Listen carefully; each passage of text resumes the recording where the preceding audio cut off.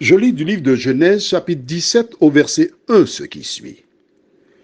Lorsqu'Abraham fut âgé de 99 ans, l'Éternel apparut à Abraham et lui dit, « Je suis le Dieu Tout-Puissant.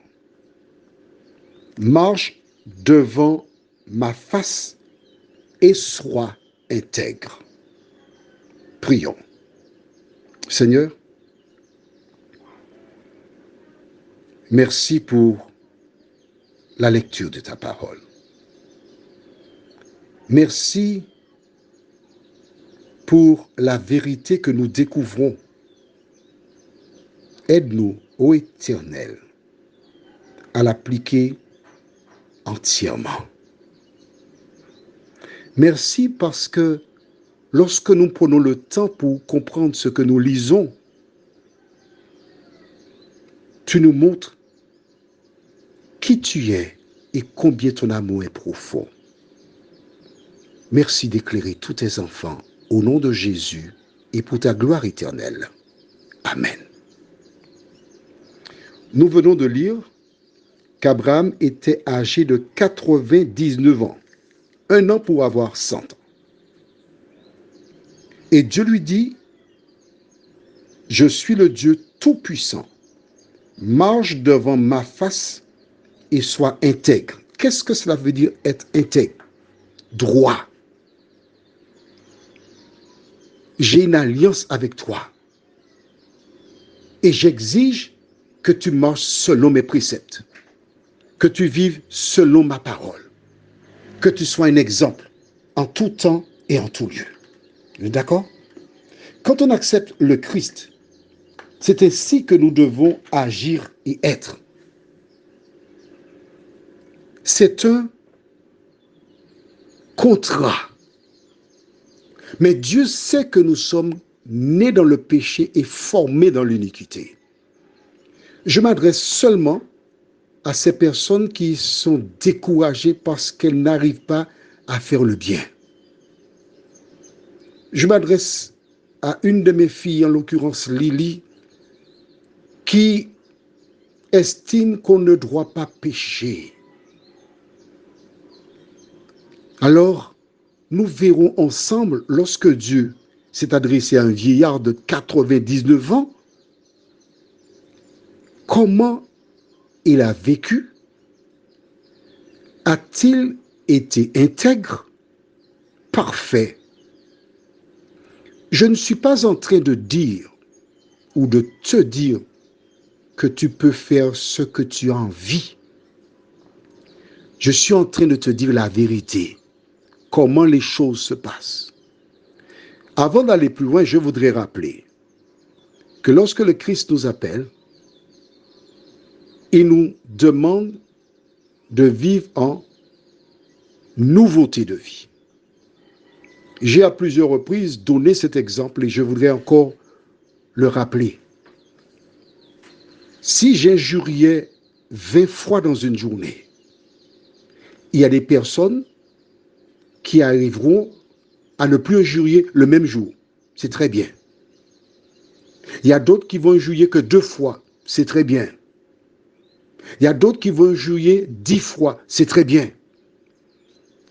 Vois-tu, sortir de 20 et descendre à 10, tu peux m'entendre injurier, mais Dieu voit que je suis sorti de 20 pour descendre à 10. Et c'est avec Dieu que tu as affaire. Il regarde ta bonne volonté. Par contre, si j'étais à 20 et je suis à 25, il y a un problème. Sur quoi je me base pour le dire? D'accord. Prends ta Bible. Dans Genèse chapitre 20, nous venons de lire Genèse chapitre 17, où Dieu demande à Abraham d'être intègre. On est d'accord? Tourne les pages. Nous allons dans Genèse chapitre 20, à partir du verset 1er. Abraham partit de là pour la contrée du Midi. Il s'établit entre Kadès et Shur et fit un séjour à Guérar. Abraham disait de Sarah, sa femme, c'est ma sœur. Abimelech, roi de Guérar, fit enlever Sarah. Alors Dieu apparut en songe à Abimelech pendant la nuit et lui dit, voici, tu vas mourir à cause de la femme que tu as enlevée, car elle a un mari. Stop. On est dans Genèse chapitre 20. Est-ce qu'Abraham, à l'époque, est-ce qu'il était intègre? Réponds-moi. Non. Il a menti pour sauver sa vie.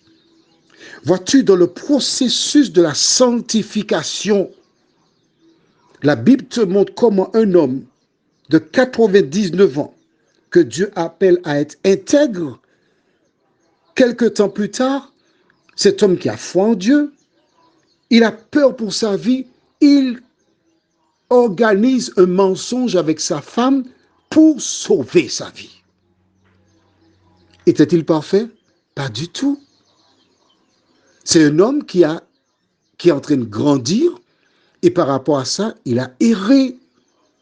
Quand tu regardes la vie de Pierre, il a marché avec le Christ pendant 3 ans et demi, mais pendant qu'ils étaient là un jour, ils ont vu un peuple qui a refusé de les recevoir et Jean qui est doux, il dit à Jésus, mais Seigneur, permets-nous d'ordonner au feu de descendre du ciel. Pierre dit, on brûle tout ça, on les détruit. Jésus dit, tu ne sais pas de quel esprit tu es animé. Ce qui veut dire, ce n'est pas l'esprit de Dieu, donc c'est l'esprit de l'autre. Pourtant, il marchait avec Jésus qui était doux et humble de cœur pendant 3 ans et demi. Lorsqu'on veut prendre Jésus, Pierre a récupéré son épée, il voulait couper la tête d'un homme. Il a pris l'oreille en passant. Il marchait avec Jésus pendant 3 ans et demi. Il arriva dans le prétoire à l'extérieur et quelqu'un lui a dit, mais toi tu étais avec Jésus. Moi, je ne connais pas cet homme, il a renié. À 3 reprises, et quand le coq chanta, la Bible déclare qu'il sortit parce que Jésus l'a regardé. Mais dans le regard de Jésus, il n'y avait pas d'animosité, il y avait de la compassion, de l'amour. Pierre sortit plus amèrement. Voici l'exemple de personnes que Dieu a appelées. Ils ont eu des expériences diverses. À travers l'expérience, Dieu te dit, ne te décourage pas. Quel que soit le moment difficile que tu traverses, recommence. Fais comme le bébé qui apprend à marcher. Il allait très vite à 4 pattes. Et puis un jour, quelque chose lui dit, essaie de te mettre debout. Il fait 2 pas, il tombe. Il se relève, il recommence, il tombe. Et ce sera ainsi jusqu'au moment où il marchera sans tomber. Mais c'est comme ça qu'un enfant de Dieu avance. C'est comme cela. Ceux qui disent que c'est une transformation soudaine, totale, brusque, nous sommes tous différents. L'important, c'est ta relation avec Dieu. Prions ensemble. Seigneur, beaucoup de personnes ont été découragées à cause de l'enseignement que des gens ont donné. Un enseignement erroné. Mais notre Dieu, notre Père, nous venons vers toi au terme de cette journée pour te remercier pour ta bonté, pour te remercier pour tes grâces, ta présence, alors que tu nous invites à être intègres, éternels.